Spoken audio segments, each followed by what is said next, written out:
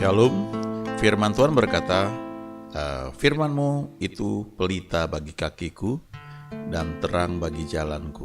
Mazmur 119 ayat 105. Kalau kita ikuti tuntunan Tuhan, ya, ini dikatakan firman-Nya seperti pelita ya bagi kaki kita. Jadi bukan lampu sorot, dia hanya menerangi sejauh mana kita melangkah, cukup untuk kita bisa melihat beberapa langkah di depan. Waktu kita melangkah lagi, maka kita bisa melihat lebih jauh lagi ya. Jadi artinya ini tuntunannya step by step.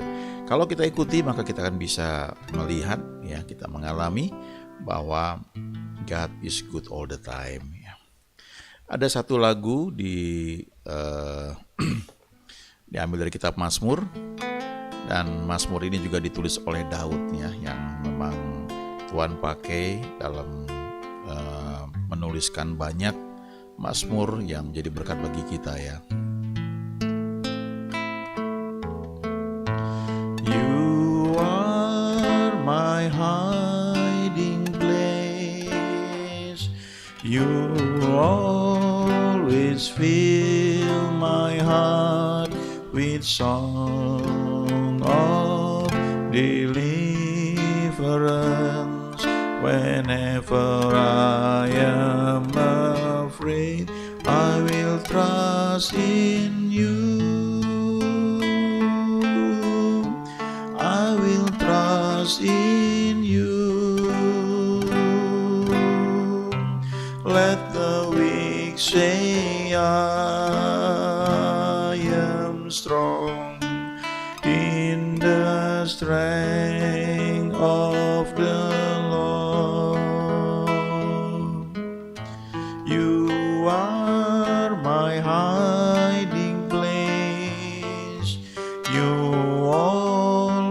fill my heart with songs of deliverance. Whenever I am afraid, I will trust in you. I will trust in you. Let the weak say I am strong in the strength of the Lord.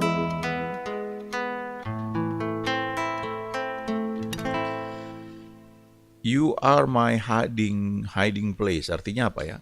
Engkau adalah tempat aku bersembunyi. You always fill my heart with songs of deliverance. Engkau selalu memenuhi hatiku dengan nyanyian kelepasan. Whenever I am afraid, I will trust in you. Pada saat aku takut, aku memutuskan untuk percaya kepadamu. I will trust in you. Aku akan percaya kepadamu. Let the weak say, I am strong. Biarlah yang lemah berkata, aku kuat. In the strength of the Lord. Aku kuat di dalam kekuatan Tuhan. Nah, ini dari kitab Mazmur ya, tapi coba kita lihat sebentar Kolose 3 ayat 16 ya. Ini firman Tuhan yang mengatakan bahwa hendaklah perkataan Kristus diam dengan segala kekayaannya di antara kamu. Ini perintah Tuhan, ini bagian kita yang bisa kita kerjakan. Kita bisa baca firman Tuhan tiap hari, dengar firman Tuhan setiap hari. Kalau kita bisa baca 5 pasal rutin ya. Misalnya kalau sekarang tanggal 24, kita baca Amsal 24, ya. Besoknya Amsal 25 terus, ya. Maka dalam setahun itu, kitab Amsal ada 12 kali kita baca. Lalu 4 pasal sisanya, kita baca perjanjian baru 1 pasal, 3 pasal perjanjian lama. Maka dalam waktu setahun itu selesai, ya, kita baca. Dengan cara seperti itu, maka perkataan Kristus ini itu nempel. Ya, walaupun belum semuanya, tapi itu lumayan ya, cukup menolong kita sehingga kita bisa mendapatkan hikmat pada saat-saat tertentu kita butuh tuntunan, pertolongan, itu bisa keluar tuntunan dari Tuhan ya buat kita ya. Saya ingat ada seorang hamba Tuhan yang ketika dia hamil ya, dia punya anak, dia minta saya untuk memberikan nama kepada anaknya. Nah, awalnya saya nggak mau karena saya pikir kan dia hamba Tuhan, masa nanya sama saya ya. Tapi satu malam saya nggak bisa tidur ya. Dan saya bangun, lalu saya ambil kamus nama Alkitab ya, dan saya tulis beberapa usulan, dan rupanya dipakai semua ya, dipakai jadi satu rangkaian nama, dan artinya memang bagus ya. Kemudian anaknya lahir ya, sudah lahir, kemudian dia didik dengan baik, dan satu ketika hamba Tuhan ini cerita kepada saya, aneh ya, anak saya itu kalau kami mau tidur, kami doa bersama, dia doain semua loh ya, termasuk ada anjing di rumah ya, ada burung piaraan dia doain, kemudian ada kucing yang suka lewat tuh apa ya, dia doain. Terus saya bilang, loh ada ayatnya di kitab Amsal ya, orang benar memperhatikan kehidupan hewannya. Jadi lucu juga, ini anak belum baca firman Tuhan tapi hikmat ya, tuntunan untuk memperhatikan hidup dari hewannya itu ternyata ada ya. Nah, kalau kita banyak baca firman, setidaknya pengertian-pengertian seperti ini tertanam dalam pikiran kita dan akan menolong kita untuk bisa tidak hanya buat kita ya dapat tuntunan, tapi waktu kita nyanyikan ayat-ayat firman Tuhan dengan lagu-lagu yang sudah kita ketahui, itu bisa menjadi satu teaching, ya, pengajaran atau menguatkan orang lain. Nah, kembali ke lagu ini, You Are My Hiding Place, itu diambil dari Mazmur 32 ya, ayat 7 sampai dengan 10. Ayat 7 khususnya ya, saya bacakan. Engkaulah persembunyian bagiku, terhadap kesesakan engkau menjaga aku. Engkau mengelilingi aku sehingga aku luput dan bersorak. Selah. Nah, kalau bahasa Inggrisnya ini ya dikatakan you are my hiding place ya. Terhadap kesesakan engkau menjaga aku, engkau mengelilingi aku ya, sehingga aku luput dan bersorak. Nah, kalau kita baca terjemahan bahasa Inggrisnya itu kira-kira seperti lagu ini. You always fill my heart with songs of deliverance. Engkau selalu mengisi hatiku atau surrounds me, mengelilingi aku, melingkupi aku dengan nyanyian kelepasan. Jadi rupanya cara Tuhan, salah satu cara dia untuk menuntun kita adalah dia membungkus kita atau mengelilingi kita dengan nyanyian kelepasan. Itu tuntunan dari Tuhan buat kita. Ya. Kalau dikatakan di sini engkau tempat persembunyian bagiku, maka salah satu cara Tuhan melindungi kita itu dengan mengelilingi kita dengan pujian, dengan nyanyian kelepasan, dengan janjinya yang membungkus pikiran kita. Ya. Ada masa-masa sulit ya, kadang-kadang kalau kita hadapi ya, kita bisa lawan itu dengan satu nyanyian ya, satu pujian. Ada seorang teman ketika dia sedang belajar mau menghadapi sidang sarjananya, maka satu lagu yang dia sering nyanyikan ya adalah Yesus kaulah pembelaku, pada siapa aku harus takut. Yesus kau perlindunganku, ku tak gentar menghadapi musuh. Sekarang tegaklah kepalaku, hadapi lawanku yang berada di sekelilingku, dan mulutku memuji, bermazmur bagimu, bersorak bagi kebesaranmu.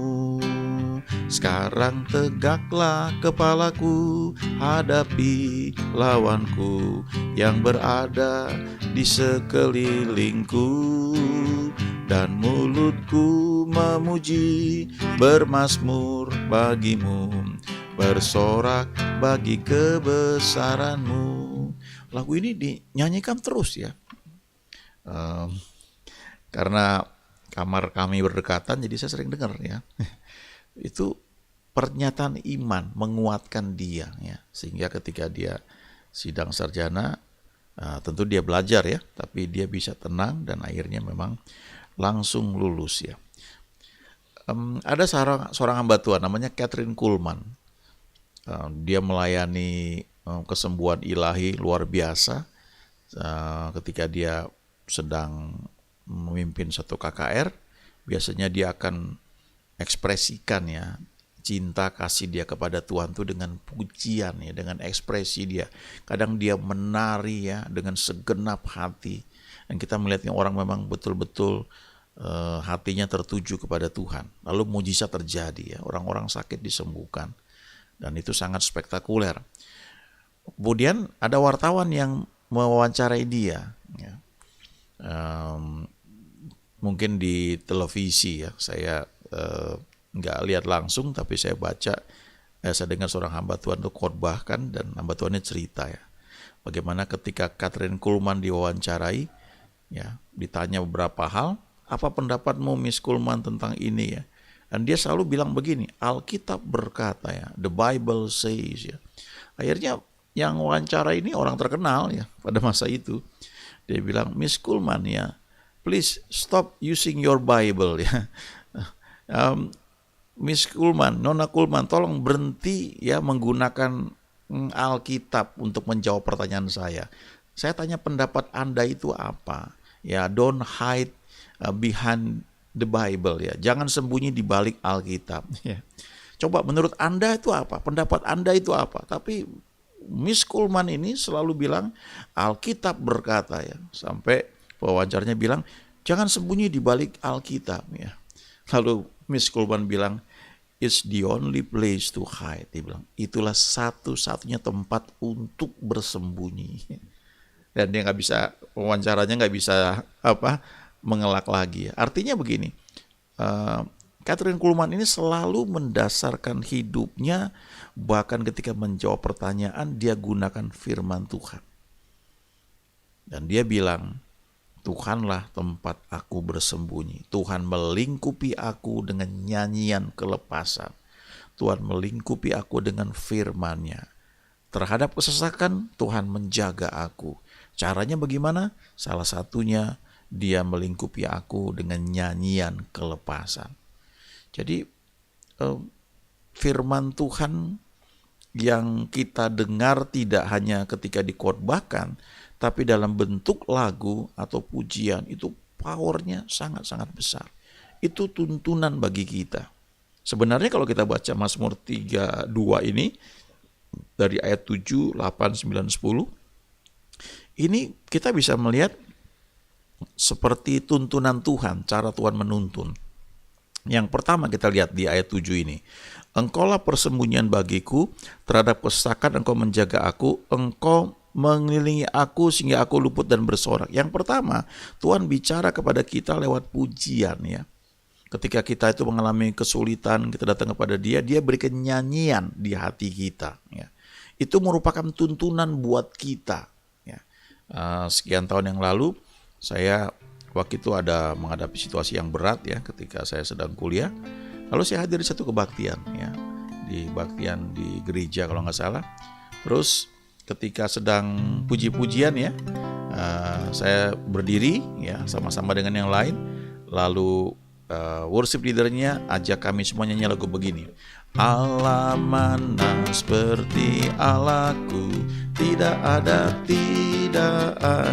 Tuhan mana seperti Tuhanku.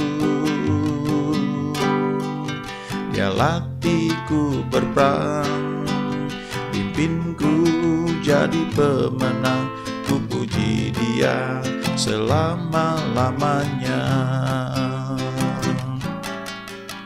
Allah mana seperti Allahku, tidak ada Tuhan mana seperti Tuhanku. Dia latihku berperang, pimpinku jadi pemenang, ku puji Dia selama-lamanya. Nah, ketika bagian ini ya, Dia latihku berperang, pimpinku jadi pemenang, ku puji Dia selama-lamanya. Nah, ketika saya nyanyikan bagian itu bersama-sama dengan yang lain, Dia latihku berperang. tiba-tiba ada kekuatan baru ya. Sepertinya Tuhan bilang, aku sedang melatih engkau supaya engkau menjadi anak yang kuat ya. Wow. Dan waktu saya nyanyikan itu sampai sekarang saya nggak lupa momen itu ya, sambil tepuk tangan. Tapi air mata saya keluar. Padahal itu lagu praise ya, itu lagu pujian ya. Tapi firmannya itu tiba-tiba berbicara buat saya ya. Jadi tuntunan Tuhan tuh pertama bisa lewat pujian kepada kita. Entah pujiannya tuh yang sukacita ya. Seperti tadi yang saya bilang, dia latihku berperang ya. Berarti Tuhan sedang melatih saya. Atau mungkin dalam bentuk lain ya, tapi nyanyian ya, pujian. Lalu yang kedua, ayat 8. Aku hendak mengajar dan menunjukkan kepadamu jalan yang harus kau tempuh. Aku hendak memberi nasihat, mataku tertuju kepadamu. Yang kedua, ini memang secara spesifik kita menyediakan waktu ya. Kita membaca firman-Nya, kita merenungkan firman-Nya.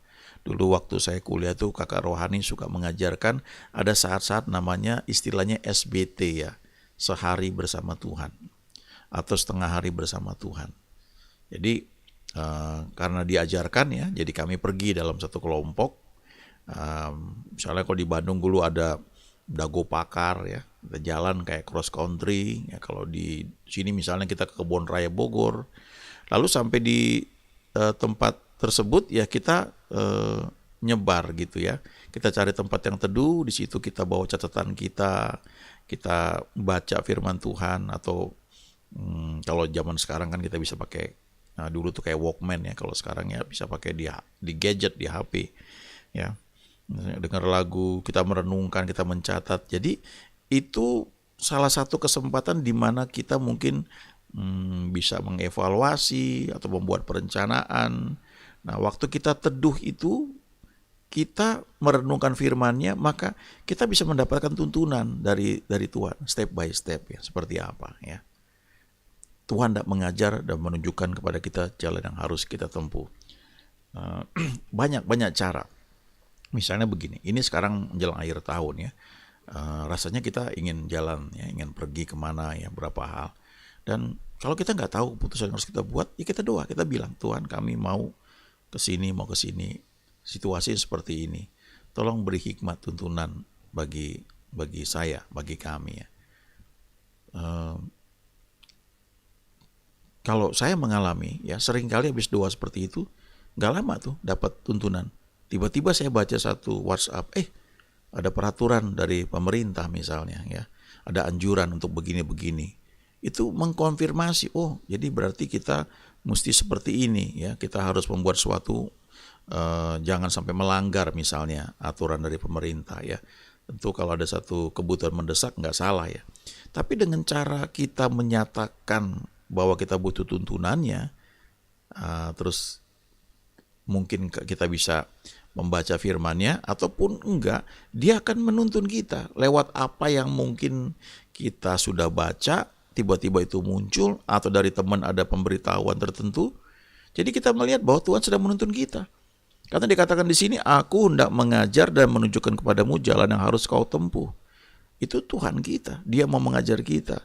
Aku hendak memberi nasihat, mataku tertuju kepadamu. Jadi tuntunan yang pertama itu lewat pujian lagu, yang kedua itu kita secara sengaja ya mencari tuntunannya, dan dia akan bicara lewat firman yang kita baca, atau waktu kita teduh, atau bisa juga tiba-tiba lewat satu WhatsApp masuk dari teman ya, yang membuat kita mengerti, oh ini ya kebutuhan kita ya, kebutuhan saya ini. Ternyata di sini ya, saya harus seperti ini. Ya, ini namanya tuntunan yang ada hamba Tuhan mengatakan tuntunan lewat mata. Karena dikatakan di sini, aku hendak memberi nasihat, mataku tertuju kepadamu. Ya, mata Tuhan tertuju kepada kita. Tapi kita hanya bisa menangkap itu kalau mata kita juga tertuju kepada Dia. Ya. Jadi kita perlu melihat gitu ya. Istilahnya begini, kalau suami istri kalau sudah menikah cukup lama ya, dari kerling matanya aja sudah ngerti, oh maksudnya begini ya. Ya, misalnya ada tamu ya. Terus lalu suaminya ngelihat istrinya ya. Istrinya langsung ngerti, oh sediain minum gitu. Itu tuntunan lewat mata ya. Atau Kalau lagi mau mengambil keputusan, lalu suami dengan istri bertatap muka, ya, saling melihat mata, langsung ngerti, oh maksudnya ini gitu. Nah, itu tuntunan lewat mata. Artinya sesuatu yang lembut dan bisa kita tangkap kalau kita menyediakan diri kita mau belajar, ya. Yang ketiga adalah janganlah seperti kuda atau bagal yang tidak berakal, yang kegarangannya harus dikendalikan dengan tali les dan kekang. Kalau tidak, ia tidak akan mendekati engkau. Yang ketiga ini, karena Tuhan mengasihi kita, ya, mungkin kita nggak nangkap tuntunannya lewat mata Dia kepada kita. Yang ketiga itu terpaksa jadi ada tali les atau kekang, ya. Ada batasan-batasan yang nggak enak sebenarnya, tapi itu terpaksa harus ada untuk menolong kita, supaya kita nggak nyasar, ya. Supaya kita nggak kebablasan, ya. Kita nggak salah jalan. Harusnya nggak perlu sampai di situ, ya. Kalau kita dari awal sudah belajar untuk peka, taat, ya, itu lebih enak. Tapi kalau kita nggak nangkep tuntunan Tuhan, kita mau tetap melakukan bagian kita, maka karena Tuhan mengasihi kita, ketika Dia mau mencegah kita, itu dibuat kekang, ya, atau tali les, ya, sesuatu yang nggak nyaman buat daging kita, supaya kita itu tetap berada dalam jalurnya. Ada satu istilah begini, ya. Ada hamba Tuhan yang saya bilang tadi, ya, Kathryn Kuhlman, ya. Kathryn Kuhlman ini dia bilang, asistennya mengatakan begini, ya, menceritakan tentang Kathryn Kuhlman. Ini hamba Tuhan, Kathryn Kuhlman adalah orang yang sangat istilahnya pakar dalam hal menantikan tuntunan Tuhan. Ya, jadi kalau dia berdoa untuk sesuatu, ya, untuk suatu proyek, dia doa begitu rupa dan dia dapat dari Tuhan tuntunannya. Nah, kemudian untuk pelaksananya dia nggak langsung bergerak, dia doa lagi sampai Tuhan mengirimkan orang-orang yang tepat ke dalam pelayanan dia, dan pada waktu Tuhan dengan cara Tuhan. Ini namanya the art of waiting on God, ya, seni menantikan Tuhan. Menurut asistennya ini, Kathryn Kuhlman ini pakar dalam hal ini. Sebagian orang sulit untuk seperti itu, karena buat mereka ngapain nunggu lama-lama. Jadi mereka coba segala cara, atau dapat tuntunan sedikit langsung bergerak. Cuma akhirnya kadang-kadang kejeblos di lubang, membentur temboknya. Jadi mereka menganggap ikut Tuhan itu ya coba aja, coba sana, coba sini gitu, ya. Nanti gak berhasil berarti bukan ini, coba lagi sana gitu. Jadi mereka menganggap kalau Tuhan buka jalan itu akan lancar, kehendak Tuhan. Tapi kalau enggak kita akan nabrak tembok. Nah, itu kan seperti kekang, ya, seperti tali les. Bisa beda-beda pendapat sih, ya, kalau menurut saya. Kenapa mesti ngalami masalah dulu baru tahu itu bukan rencana Tuhan, ya? Kenapa nggak dari awal itu pastikan dulu, ya, baru bergerak. Jadi ada istilahnya begini, ya, Kathryn Kuhlman tuh istilahnya dia nunggu lampu hijau dari Tuhan baru dia mau jalan, ya. Tapi ada orang juga yang udah lampu hijau belum tentu dia mau jalan gitu. Ya, kadang-kadang mesti ditarik lagi. Tapi ada orang yang asal nggak merah dia jalan terus aja, ya. Yang lebih parah adalah sudah merah dia tetap jalan, ya, nabrak sana nabrak sini. Dan akhirnya kesimpulannya seringkali ya memang Tuhan susah untuk dimengerti, ya. Betul, ya, hikmat Dia itu tak terselami, ya. Kadang-kadang butuh waktu untuk bisa memahami. Tapi saya percaya di perjanjian baru dikatakan bahwa kita adalah domba-dombanya, dan domba-domba Yesus itu listening, memperhatikan suara Tuhan, ya. Artinya mau dengar suara Tuhan. Saya pernah punya pengalaman sekian tahun yang lalu, kami liburan satu keluarga besar, ya, ibu saya dengan anak-anaknya, kami berempat, ya, dengan keluarga kami pergi ke satu tempat. Kami nginep di hotel. Hotel itu bagus sekali, sangat bagus. Hotelnya di pinggir pantai, ya, pinggir pantai, dan ya kami nginep mungkin 5 hari mungkin, ya. Lalu selama kami di sana kami nggak bisa berenang karena di pantainya itu dipasang bendera merah, ya. Bendera merah itu artinya tidak diizinkan berenang.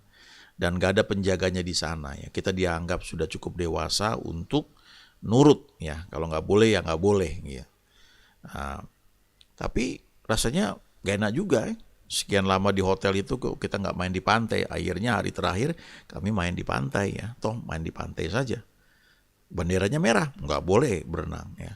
Nah di hati saya sudah berasa itu, jangan melanggar aturan ya. Tapi ya main di pantai kan nggak apa-apa. Akhirnya mulai tergerak nyemplung dikit di air ya. Anak-anak saya juga senang, happy gitu. Akhirnya saya ikut-ikut juga nyemplung ya. Memang enak, ombaknya tuh waduh ya. Kita tuh dilempar sama ombak ke pantai, terus ditarik lagi. Wah, udah. Lalu beberapa kali saya mengalami hal itu, saya mulai berasa ini nggak aman ini, nggak boleh gitu. Akhirnya saya bilang sama anak saya, ayo kita berangkat. Ya, begitu saya mau keluar dari air itu, keponakan saya datang lagi. Mau berenang juga, ikut nyemplung lagi. Lalu saya mengendorkan lagi, ayo melempar sekali lagi.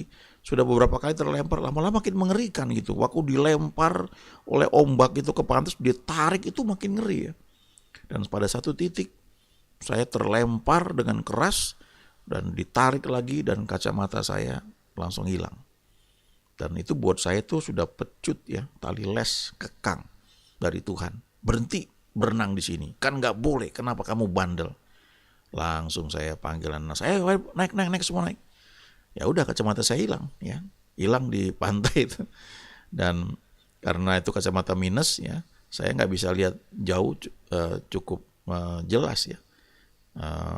Akhirnya pulang ya, kami ke kamar mandi beres-beres karena itu di luar Indonesia ya, kami mesti ke airport. Kemudian dari airport terbang lagi ke Cengkareng. Begitu mendarat baru kami tinggal mobil di sana ya. Saya ambil mobil, adik saya ambil mobil, tapi perjalanan drive tuh ya dari airport ke rumah saya sulit sekali. Saya yang drive ya. Istri saya yang kasih tahu awas ada truk dan sebagainya karena saya nggak pakai kacamata.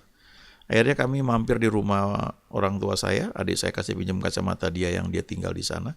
Dan lumayan saya bisa pakai itu sebelum beli kacamata baru. Nah itu tali les dan kekang. Kadang-kadang dalam hidup kita suka bandel gitu ya. Kita mau nerobos dan kita alami kerugian. Harusnya nggak perlu kena tali les ataupun kekang. Kalau kita sebagai leader ya, kalau kita membuat keputusan salah, itu yang korban sebenarnya bukan hanya kita ya. Orang-orang yang di bawah kita tuh kena akibatnya. Itu sebabnya orang-orang seperti Yusuf ya dibentuk luar biasa. Daud juga begitu. Karena Tuhan mau pakai mereka itu untuk menggembalakan ya. Menggembalakan umatnya. Daud dibilang seperti itu. Faktanya Daud juga nggak sempurna. Tapi tempaan dalam hidupnya itu membuat dia cukup kuat, cukup wise, cukup bijak untuk memimpin. Ya. Kalau baca pengalaman Saul, dia nggak cukup dibentuk dan dia mengharuskan rakyat pasukannya puasa, ya karena apa? Untuk berperang dia paksa untuk puasa dan kalau kita baca akhirnya mereka nggak tahan, mereka makan hewan-hewan tuh dengan mentah begitu aja gitu, saking laparnya. Nah itu contoh bagaimana orang seperti Saul ini memaksa ya tentaranya, ya, pasukannya itu, dan bukan cara yang tepat gitu, sehingga akhirnya yang kena korban itu ya orang-orang yang dia pimpin ya. Nah, lalu yang keempat ya. Yang keempat, banyak kesakitan diderita orang fasik, tetapi orang percaya kepada Tuhan dikelilingi dengan kasih setia. Yang keempat ini kalau kita tetap bandel juga ya, maka kita akan mengalami kerugian, kesakitan yang diderita orang fasik. Ya, ini mirip seperti yang ketiga, tapi ini udah parah gitu. Ini bukan kehendak Tuhan. Tapi kamu menerima kesakitan orang fasik, kesakitan yang dialami atau diderita orang fasik karena kamu mengikuti cara-cara orang fasik. Kamu nggak mau nurut aku, ya nggak mau nurut Tuhan. Nah, kalau kita percaya kepada Tuhan, dikatakan dikelilingi kita ini dengan kasih setia. Nah, jadi sekali lagi ya, pujian, nyanyian itu bisa menjadi tuntunan buat kita. Makanya Kolose 3:16 berkata, hendaklah perkataan Kristus diam dengan segala kekayaan di antara kamu, sehingga kamu dengan segala hikmat mengajar, menegur saudara yang lain. lalu sambil menyanyikan nyanyian, pujian, ucapan syukur, ya mazmur, kamu mengucap syukur dalam hatimu kepada Allah, dalam bahasa Inggrisnya making melodies ya, in your heart. Ya. Pujian itu membuat kita bisa menangkap tuntunan Tuhan, tapi juga lewat pujian yang kita nyanyikan, itu bisa memberkati orang lain. Dan akhirnya, tanpa kita sadari, kita sebenarnya sedang mengalami apa yang dikatakan Mazmur 119 ayat 105. Ya, firman-Mu itu pelita bagi kakiku dan terang bagi jalanku. Dan dengan sendirinya kita akan melihat, mengalami bahwa God is good all the time. Amin.